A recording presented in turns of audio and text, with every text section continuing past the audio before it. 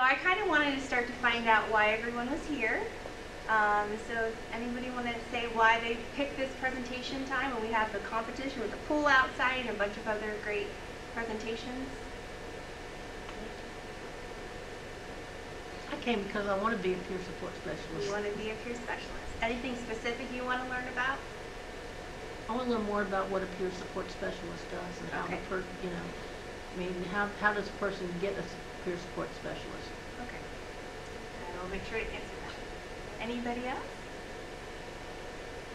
I came because even though I have autism, I'd say a lot of my manifestations are on the behavioral end of it, which is sort of like mental health. And I thought that, while it's true, I probably do have access to regular Medicare, to psychiatrists, psychologists. They're more dealing with the issue, the symptoms, the underlying symptoms, the feelings, and sometimes you just need practical support to help you navigate a situation in your fragile emotional state. Yes. And I thought that if I had access to a peer specialist, that might be a great way instead of having to pay these so-called life coaches $100 a visit, And I was wondering if there were any community agencies or if you could get a peer specialist.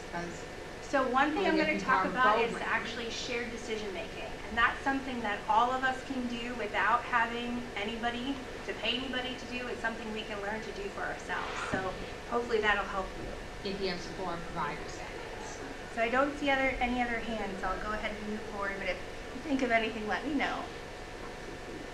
So I'm a little unique in that I am a peer specialist that didn't become a peer specialist just because I wanted to be a peer specialist, but because I'm actually a person that worked with a peer specialist. So I credit my personal recovery to the ability of working with the peer specialist. So I'm going to tell you kind of a little bit about my story real quickly. I was 18 when I got my first diagnosis, and pretty much within a year I found myself in a state hospital. And by the second time I was in a state hospital at the age of 22, the psychiatrist made the recommendation that I get on disability because, in his words, I had a very treatment-resistant mental illness and my chances for recovery were not very good.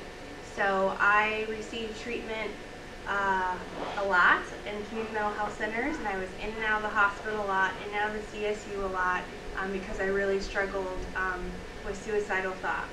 And I really did think my life was over. I thought that my life was going to be being a mental patient, and which brought me no hope for my future. And so I really am kind of surprised that I'm still here today.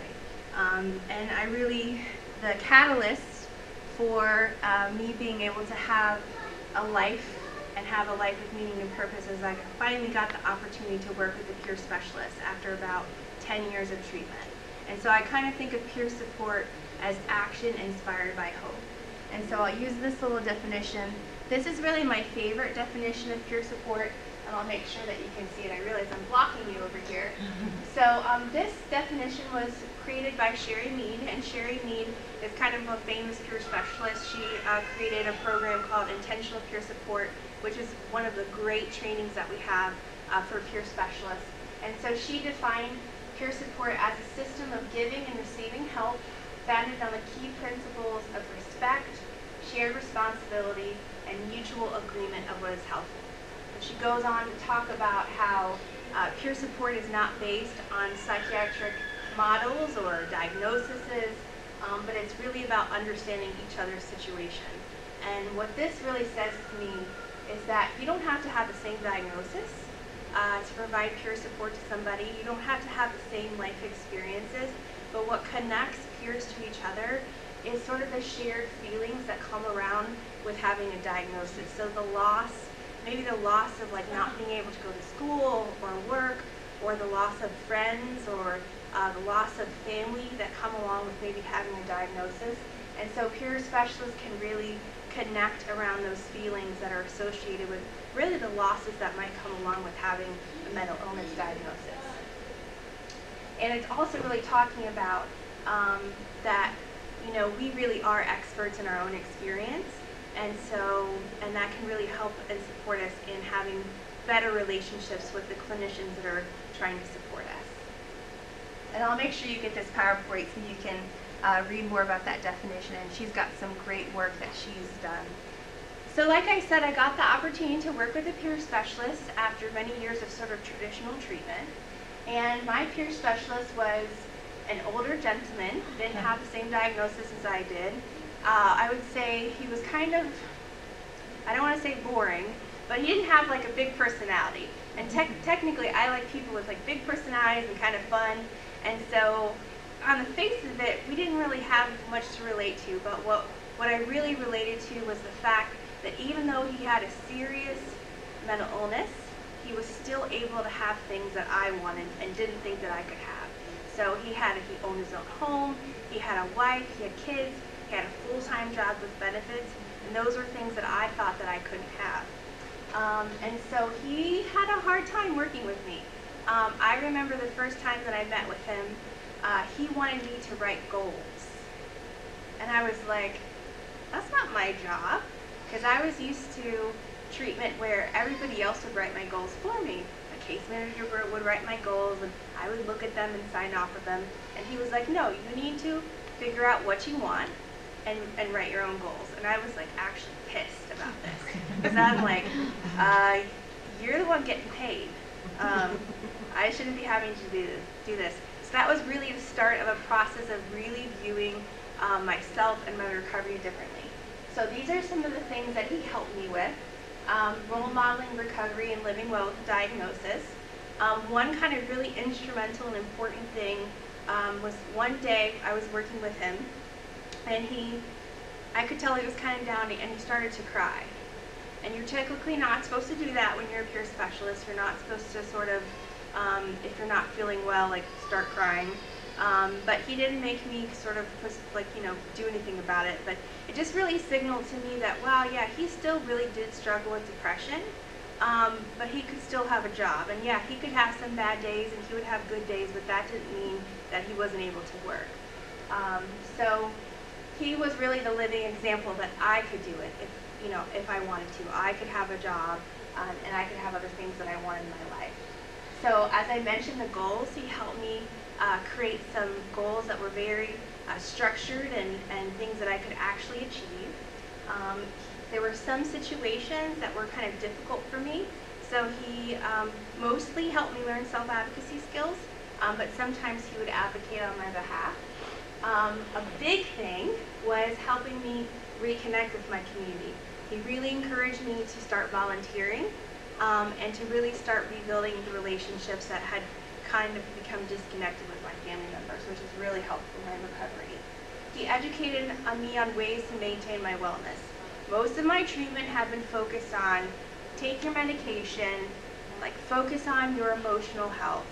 And when I started to focus on the other things in my life, like my physical activity, drinking water, eating more healthy, making sure I got the right amount of sleep, because I was really, really good at sleeping all day.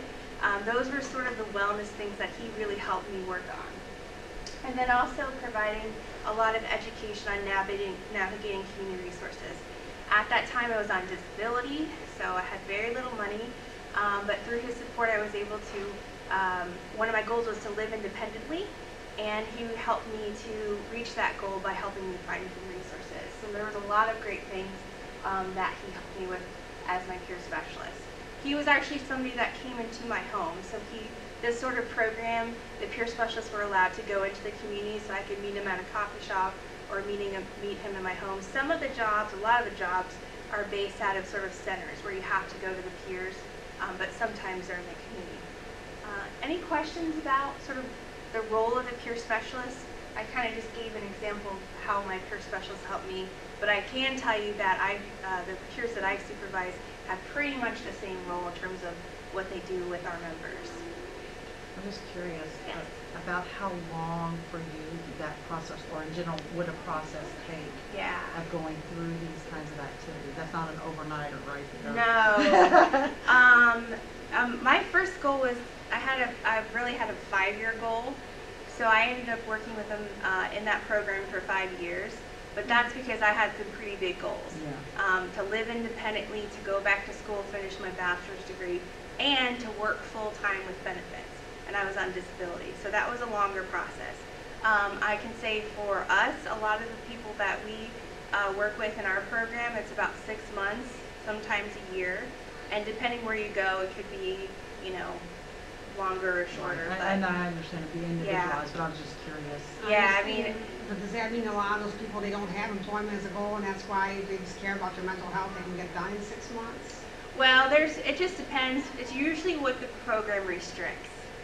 So, I mean, everybody needs support, peer support. So, you know, it'd be great if we could have peer support for forever, but the realities are programs sometimes can only fund it for a certain length of time. So, So, you know, you might have a lot to go, like getting a full-time job with benefits, you might only have access for 6 months. yeah, There it might just not be enough depends. time depending on how severe your situation was.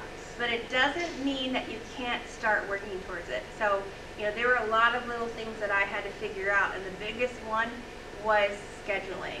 So, because I was so sick, I didn't get up at a regular time. I actually, in the beginning, my mom was sort of in charge of waking me up and those types of things. So, a lot of it was around learning to sort of keep a schedule for myself during the week, and that was the biggest thing that helped me move into full-time employment, was waking up and going to bed at decent times and not sort of sleeping all day, those types of things. So it doesn't mean that you can't make small little goals to eventually reach that big goal that you have. So I want to talk a little bit about peer specialists in Florida, because I know some of you are interested in becoming a peer specialist. So as I said, a lot of peers work in behavioral health agencies.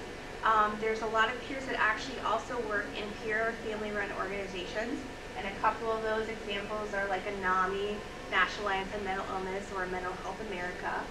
A lot of times you heard of FACT teams.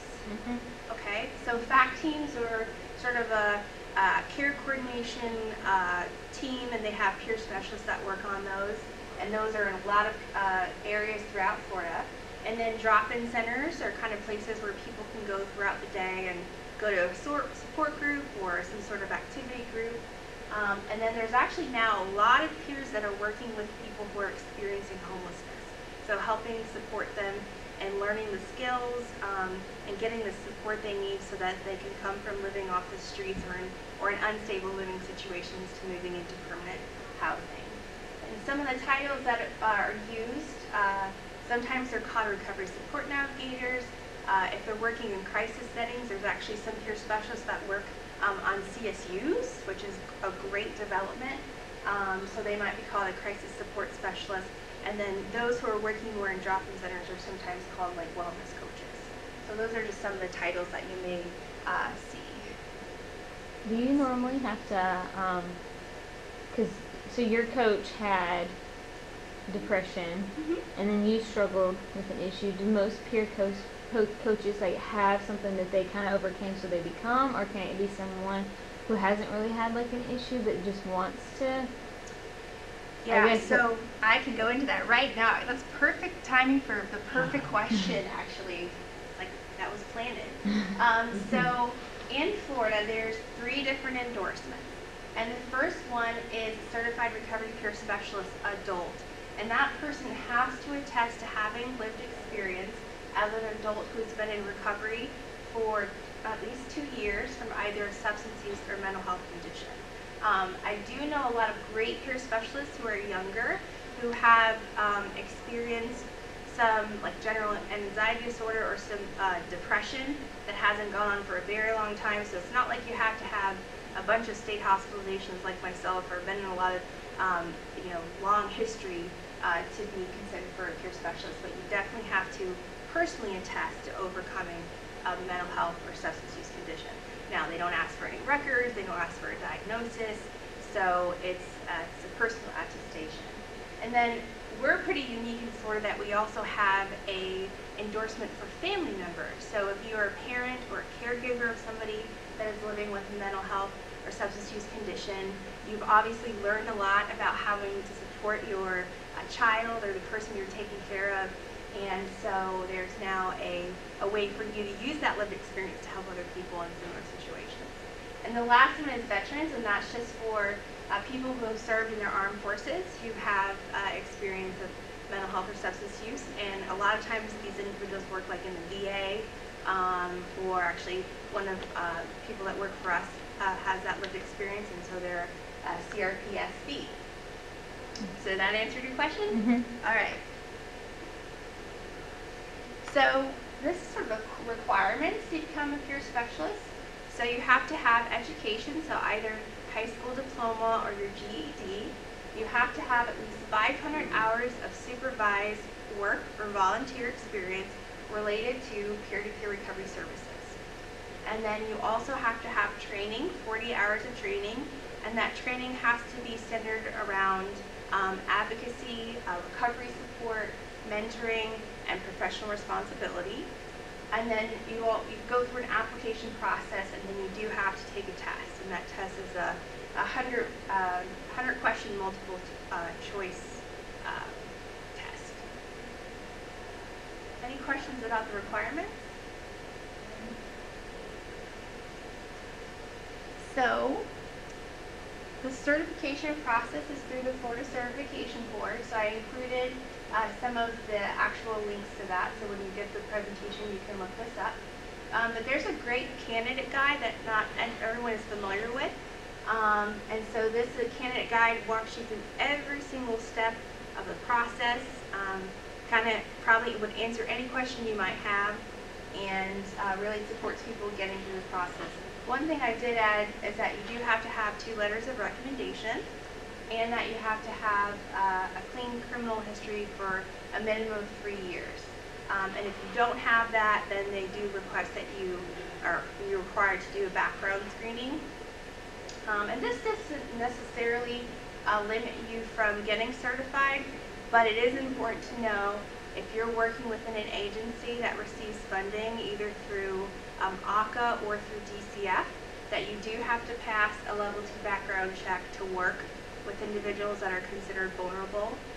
So that's something to think about in terms of actually getting employment. And then there's also now a great exam review guide that is online. So that will help you kind of navigating the test process. And I also included a bunch more links at the end for you to look at. And I just realized I have a YouTube video for you to watch. And we'll see. Ooh. I don't. Okay, we'll come back to that. My technologically savvy assistant is not in the room. So, all right. So now I'm going to talk about shared decision making. Has anyone heard of that term before?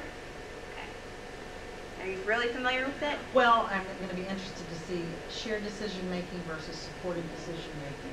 Okay. And kind of the tease out of those 2. Okay. Well, you're going to have to be the expert in the room on supported decision making then.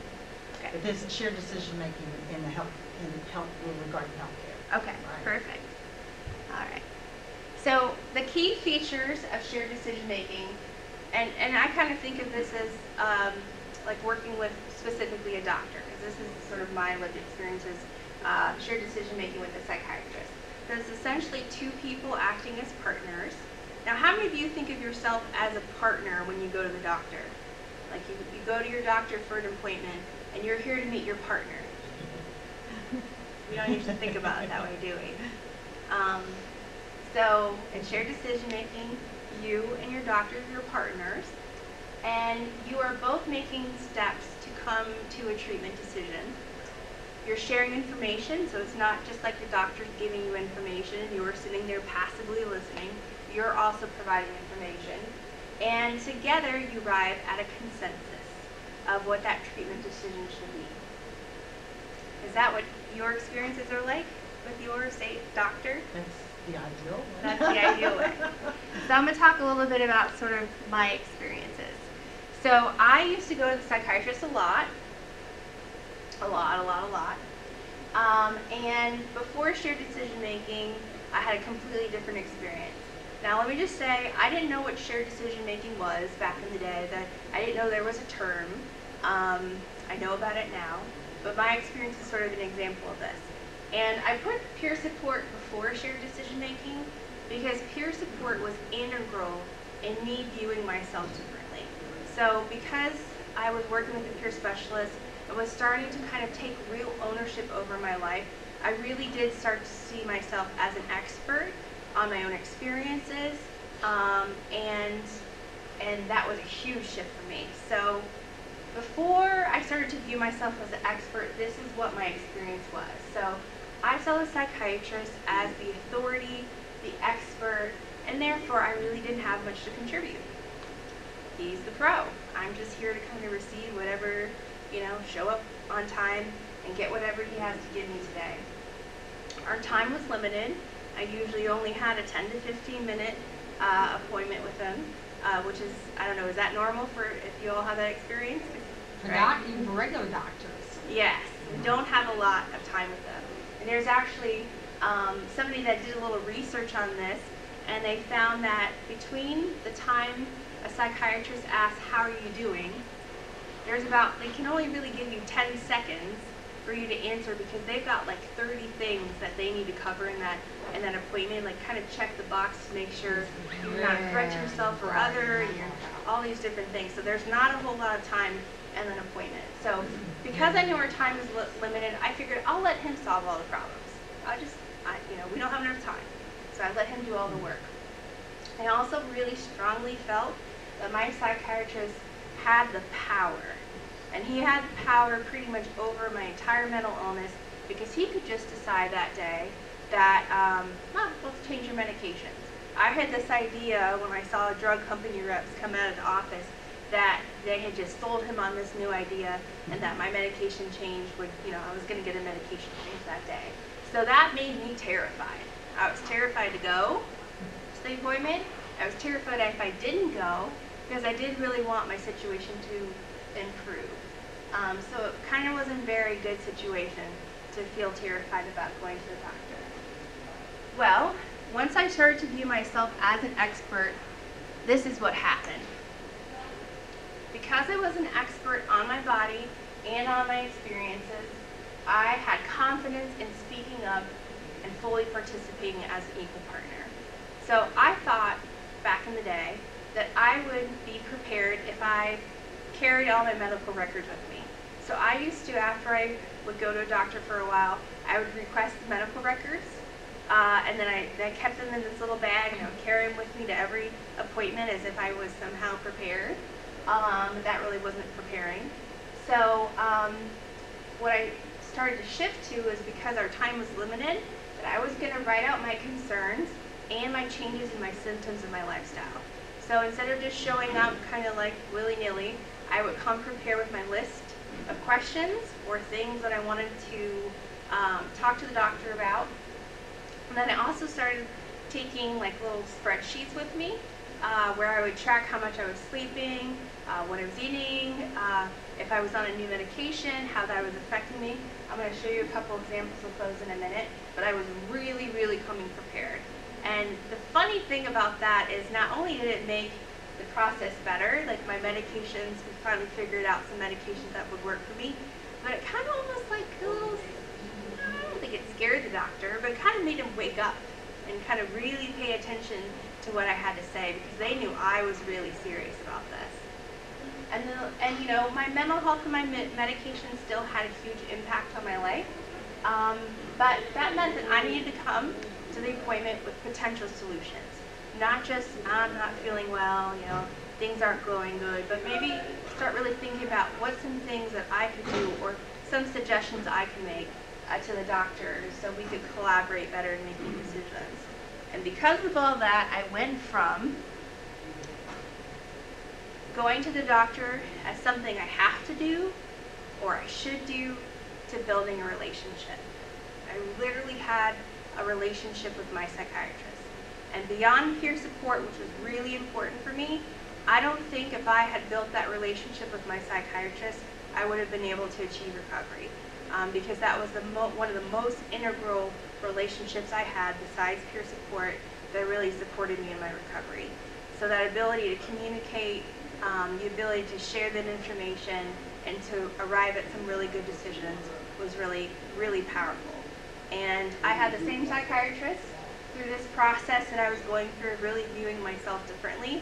But every psychiatrist I've had since then, I've really felt that I am that expert, and it's been really incredible to see how they respond to the way I view myself. And actually, about 3 weeks ago, I was at the APA conference in Atlanta, Georgia, which is the conference for psychiatrists. It's like, I don't know, 6,000, 10,000 psychiatrists, kind of like this, a big conference for psychiatrists. So I gave a very similar presentation to the psychiatrists, and I told them basically everything I'm telling you today. And it was pretty interesting to see their reactions, but they were really encouraged to hear that people are really trying to take more responsibility and come prepared for their appointments and build those relationships. Hopefully they take it back and tell their patients, you know, this is what I'd love for you to do. This is going to be a helpful process for you and kind of coach their own patients. Yes. Yes. There's a lot of research that says it's important to both educate the psychiatrist on the shared decision-making process and the person that's receiving the services. There was one kind of funny, it's not funny, but it was a research study that they only educated the clients, and the psychiatrist's view was that their clients had become sort of combative or like difficult to deal with because all of a sudden they were speaking up for themselves. And so it's important to have the education on both sides so that people have, both of them have the information. Looks like you have a question? No, I'm just moving my hands. Okay. I'm talking too much already. No. So the time didn't change of your meeting, it was just how you approached it is what changed. Yes, yes. So using the time wisely. And most of that is because I had things written out and things prepared. And so it became a much more stricter conversation. Now, lots of times they would say, how are you doing? And, oh, I'm not doing so good. I don't feel good. I'm not feeling good on this new medication. That doesn't tell a doctor anything. But if you can say, well, you know, there was 3 nights I didn't sleep at all, or my mouth was dry for the last 7 days, and I had this, you know, be very specific. That's really helpful for them.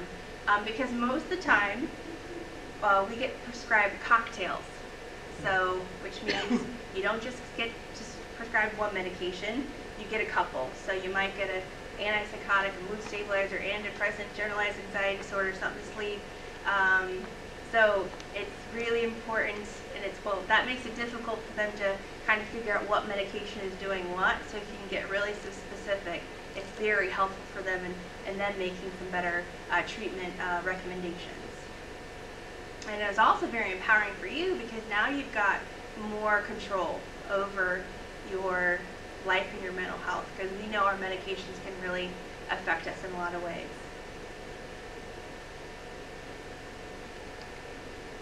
So how do you prepare for a doctor's visit?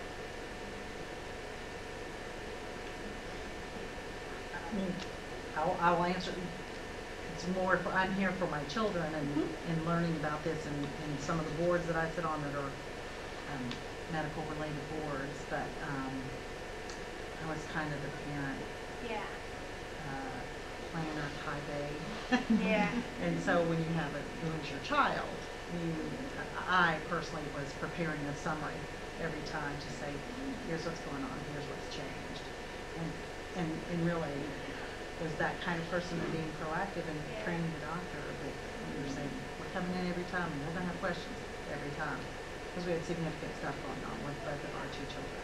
That's great. So, and hopefully your children learn how to prepare as well. Yes, and it was a process, and they are now in charge, for the most part, of their health care as very young adults. But it's a transition process. And it made a huge difference? Yes, it did. In fact, we had doctors tell us all the time, we wish other parents were as prepared for appointments as you are. So, but it just kind of, I'm a type A person. Thank you. Yeah. But so I'm not. I know I was not the norm. I guess is really what it is. Well, and I'm a type A too, but when I was really, really, I guess, sick, somehow that went out the window. That went out, yeah. And I think that's mostly because how I viewed myself. Well, and it was the process that was going on for you. It takes that from you a little bit. Yeah. I would.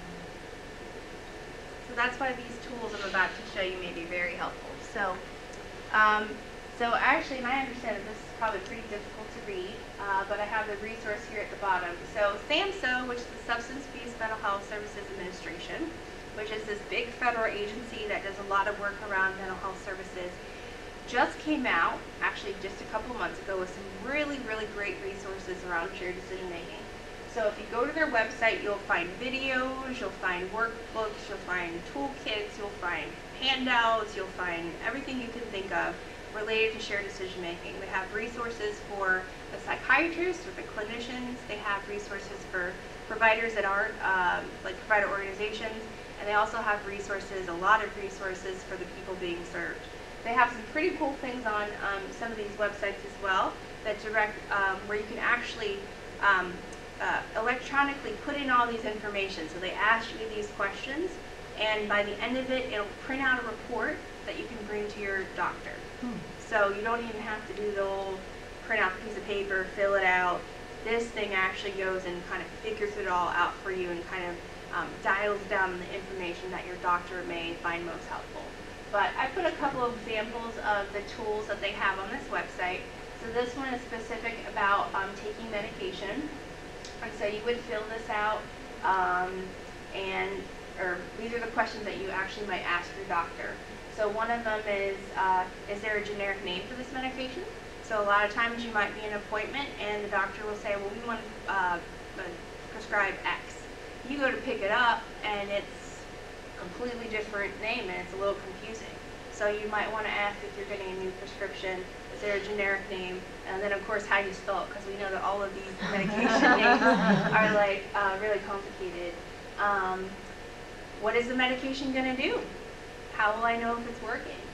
How long do you think it'll take to work? Is there any blood tests that I need to take with this medication? Some of the medications, I was on a medication once that required me to get a weekly blood draw. So that's a big decision to make.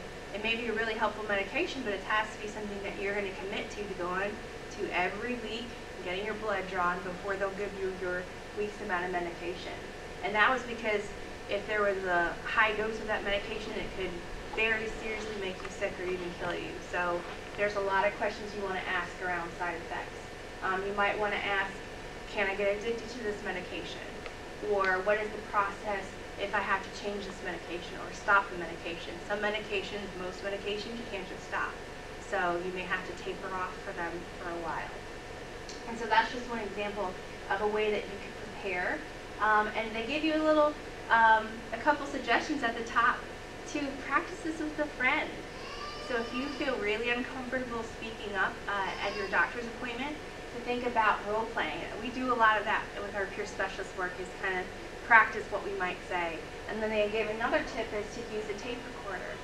So and listen to the answers to see if you're really asking the question in the right way to get the information that you want.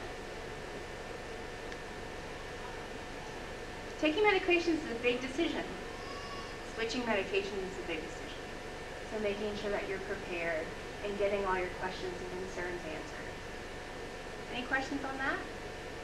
No, the only other thing that occurs to me that I'm not seeing there is, they would have it in the records, but is always the reminder that I am allergic to these medications. Right. Which affects what they can and cannot prescribe as well. Yes, and actually you didn't get one, but I passed out, we call these passports to care. And these are great little resources that you can carry around with you. There was a while that I actually carried around a little thing that was almost like a credit card size that had the medications I was on, the dosage, my doctor, my primary care doctor, my psychiatrist, emergency contacts, and if something happened. I also had still have an advance directive. Has anyone heard of that? So it was an advance directive specific to my mental health, so that if I ended up in a crisis situation, that my wishes and my wishes would hopefully be addressed and respected. But this little resource here is just kind of another example of that. So you can give you some tips for appointments, to making sure how to schedule those and keep track of those, what you need to take to your appointment, in terms of maybe you need your license, your insurance card, and it gives you some tips on even a little recovery plan at the end. So has anyone heard of WRAP? I mentioned it before, but Wellness Recovery Action Plan. I'll take a minute to talk a little bit more about that, because most peer specialists in Florida utilize WRAP. So WRAP is a self-management plan It's a tool for individuals so that they can start to take control over their lives. And it consists of all the things that one might do on a regular basis or things that they might do to take care of themselves called wellness tools. And then there's a bunch of plans that you incorporate the tools in. So you have a daily maintenance plan. Those are the things I have to do every day to take care of myself. I live and breathe and die by my daily maintenance plan to make sure that I'm taking care of myself. And there's also like plans for triggers and when things are breaking down, and there's a crisis plan. So if you want some more, I think I put the link at the end, but WRAP is a really great resource to help people take that personal responsibility for their own wellness.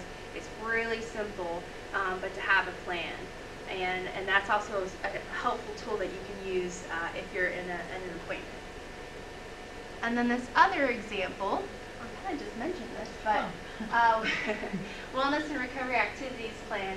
So these are things that you can be thinking about for your own wellness. So you might have a plan to exercise, and not everyone loves exercise, and I don't know if most people love it.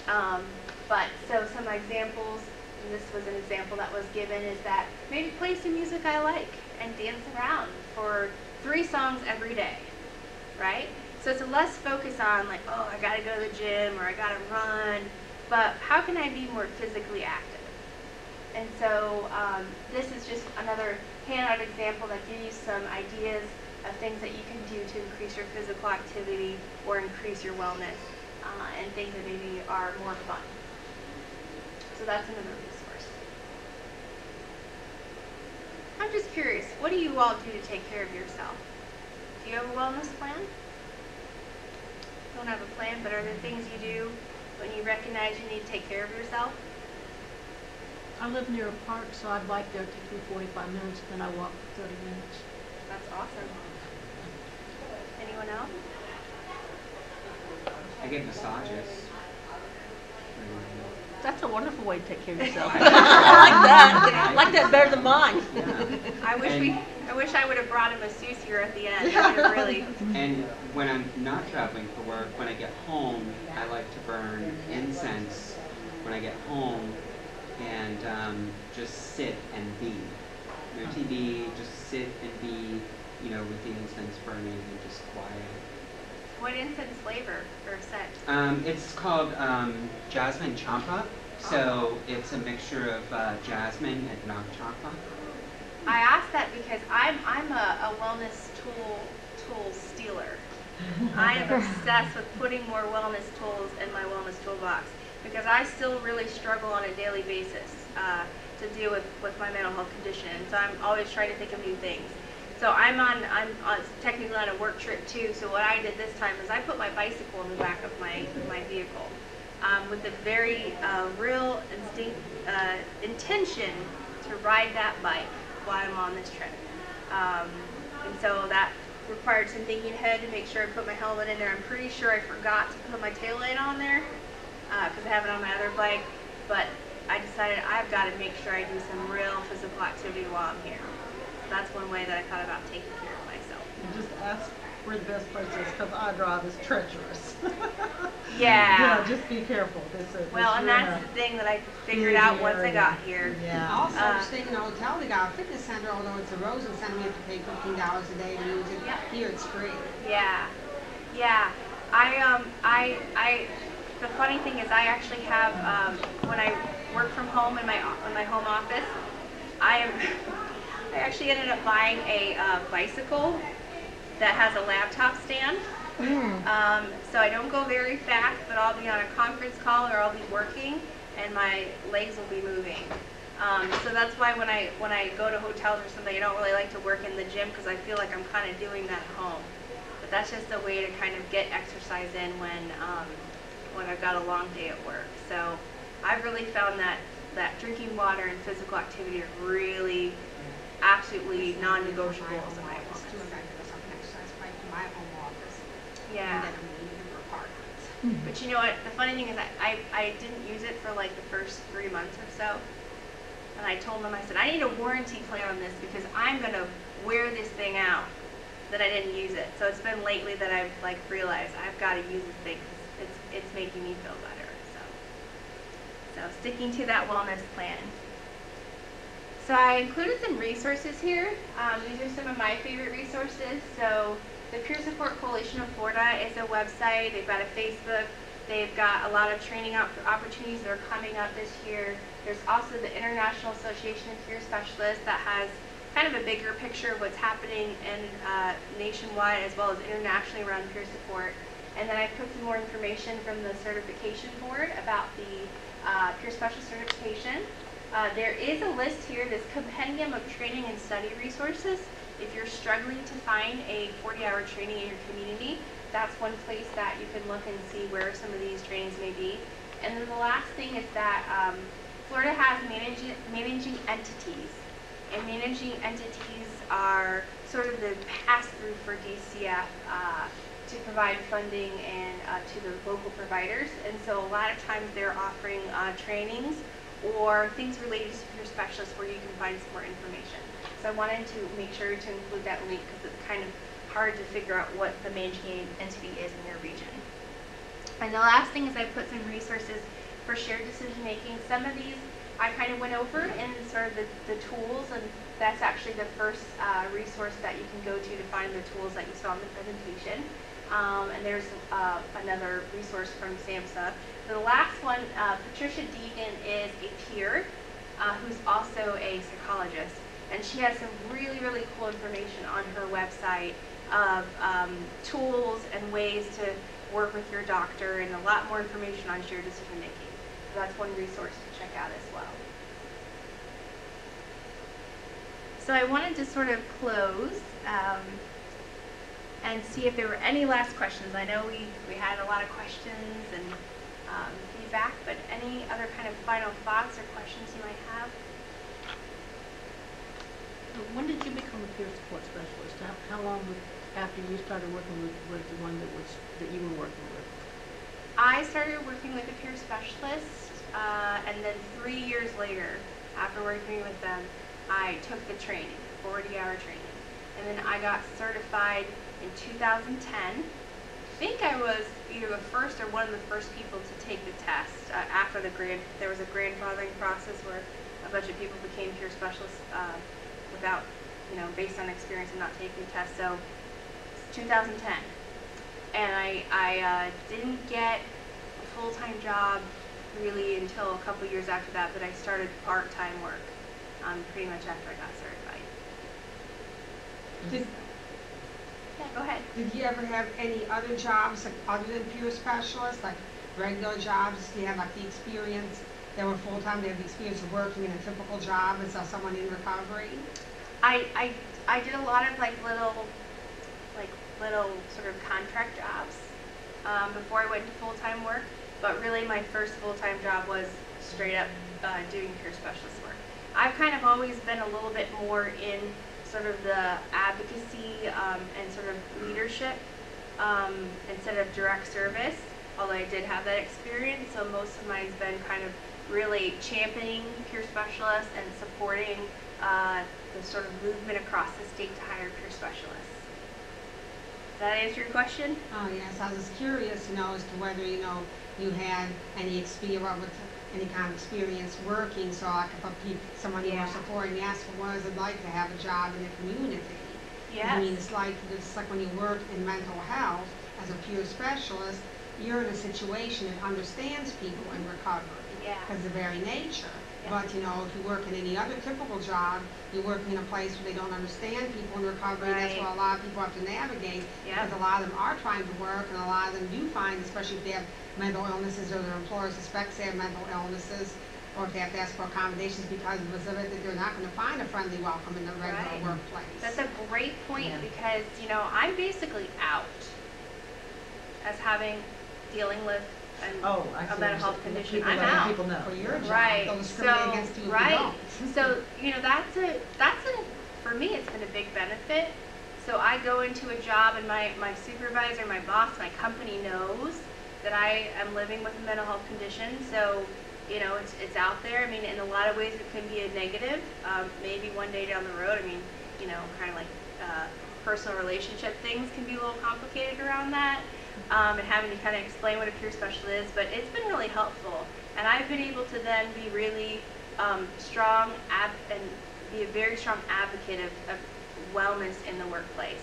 And that's something that we've created at Magellan, is a culture with the team that I have the pleasure of supervising, that are peer specialists, that we're really open about what we're dealing with, and really hardcore about our wellness plan. So all of our team has a wrap. We talk about it. We actually also make whole health goals together as a team, and we keep each other accountable. And so accountability has been really helpful. Talk about healthy workplaces. Yeah. Wow, you got the best. Yeah, Yeah. I do. I will say, when I was going back to school, I ended up going to a couple different schools to finish my bachelor's degree. Every time I went back to school, I did register with the office that dealt with disabilities, to make sure if there was a situation, it was documented. They didn't tell my professors what my diagnosis was. It was just like every other student that needed accommodation. That was really helpful to make sure that if I was struggling, I would be able to maybe take a longer time to take a test, or work in a quiet space. So I always did that, and I strongly recommend considering that if you're going to school to do that process as well, just to safety net, yeah. As well as a crisis plan. I love my crisis plan. It's a safety net, because you never know. Yeah, smart. Just like Florida, we have a bunch of hurricanes. We don't want hurricanes, but it's smart to prepare for one. Doesn't mean by preparing for one that one's going to happen, but it's just smart. So So I guess there's no stigma in your workplace, because people attest to having a mental illness. And that's what I'm thinking, is that if people do attest that they have mental illness, maybe the stigma won't be as bad as it is now. yeah, I think it's a great opportunity for people that work in behavioral health, like clinicians, to see the reality of recovery. So you got to think about, some jobs are really hard. If you work at a state hospital, you work at a CSU, you're only seeing people when they're very ill. And peer specialists have the opportunity to show the people at their work, and especially if it's behavioral health, that people can and do recover. It's possible. So it's a really exciting field and work to be in, to be that sort of change agent within the system, and give the clinicians hope too, as well as your peers. And forgive me, I was late coming in because this is such a nice big facility. I feel like I've gotten my exercise for the day. Yeah. Traipsing up to that, and I just couldn't find you quick enough. But so Magellan is it a healthcare company? I just am trying to understand. Sure. Because if I, for instance, know of somebody that I would like to say, I know of a great company, they have peer support specialists, and how does one tap into Magellan and your services? Sure. So Magellan is a Medicaid health plan. It's a specialty plan. Okay. So I think you saw WellCare out there giving out popcorn. They're another Okay. Medicaid health plan. Our health plan is specialty in that we serve people that have a diagnosis of mental illness. Just mental illness, or do you co? You have to have a diagnosis of mental illness to be in the health plan. Okay. But we take care of their whole needs. So if they also have a co-occurring condition or any physical health condition, we can provide all of their care. Okay. So it just provides an opportunity for us to be really innovative in the way that we approach serving the needs of our members. Okay. Yep. Good to know. Okay. Cool. And I think there's some information. Oh, there's a bunch of actually information on the back that we have on specific diagnosis and health conditions. And there should be a number on there. I think it's called the Member Choice Plan, where you can call Medicaid and talk about your health plan. But it would be if you have Medicaid Okay. and have a diagnosis of mental illness. Okay. So if one doesn't have Medicaid, what would be the alternative to a Magellan? Would you know of anybody that's in the healthcare industry that provides similar services for private insurance paid? Yeah, so no matter what, sort of what funding source you have, you can look within your local community to see if your provider, whether it's a community behavioral health provider or a nonprofit sort of smaller agency is providing peer services, and ask for it. Okay. You just simply cut out the Yeah. ask and start Yeah. checking around to see. I how would you find it. find out who the local, who your managing entity is for the region that you live in. Okay. And contact the managing entity and ask and tell them what your needs are. And say, you know, I'm really looking for someone, a provider who has a peer specialist that, you know, Yeah. my loved one or myself, you know, can work with. Exactly. Got it. And so I would, I'm I just would trying to really, get a grasp of how all this Yeah. works. Because this is a new topic for me, Yeah. so I'm very pleased to know about this. Yeah, and early in the presentation, I also mentioned family and peer-run organizations like NAMI, National I Alliance know for Mental Health, and NAMI. MHA, Mental Health America, DVSA. A lot of times, some of these organizations also employ peer specialists that work with individuals in the community. And if it's not straight up certified peer specialists, a lot of times they provide peer support programs. So like NAMI has peer-to-peer. So you maybe not working with a certified peer specialist, but somebody who is providing peer support. There's a lot of opportunities out there. Drop-in centers too, Drop-in like in the centers, Miami right. area, there's Fellowship House where I used to live in Broward. In fact, I used to work for them for a while at the Peer Center, but then they closed down. I think they might still have one sponsored by Henderson. I didn't mention that Fellowship is actually a clubhouse. So clubhouse, that's another great resources, place to go and learn some job skills and get employment as well. I think there's a Key Club also. Yes, Key I think you Club. did mention clubhouses earlier as like Oh. drop-in centers. Yeah, and Drop-In Center, there's Fresh Start Consumer Network Drop-In Center in Miami. There's New Hope Drop-In Center. There's Villa Esperanza, which has a lot of bilingual peer specialists that work there. So there's a lot of drop-in centers in the Miami So what's area. the difference between a drop-in center and a clubhouse? A drop-in center is sort of a place where you drop in, and hopefully they have a structured environment with support groups or activities or other things to engage in. And a lot of times there's a lot of peer support there. Clubhouses are really, really structured, and they're really helping support individuals in learning vocational skills, and also hopefully getting some part-time or full-time work in a field that they're interested in. So I think really, really structured purpose of work is the clubhouse, and then the drop-in center is hopefully a recovery-oriented environment that can, you know, provide peer support and some other activities. Because I was worked for a class of Computer Lab at the time for what was called a clubhouse, but they didn't really have any, except for a printing program that only a few of the participants, elite participants, participate in. They didn't really push employment on anyone else, and they Yeah. didn't really, because of lack of funding, it was all voluntary, that's why they eventually closed. They didn't even have too many structured activities. Yeah. It was all pretty much people would come, use a computer a little bit, and then hang out and get into fights. Okay, well, yeah, you're going to get different experiences where you go. So I just checked the time, and we're at 5 o'clock, so I want to thank you so much for coming. I have some resources in the back. I have a card, so if you'd like this presentation emailed to you, or if you have any follow-up questions, I would love to answer them. So thank you so much, Marie Wood, for coming. Thank you. Thank you. Too bad there weren't a lot more people here. This is really good. Oh,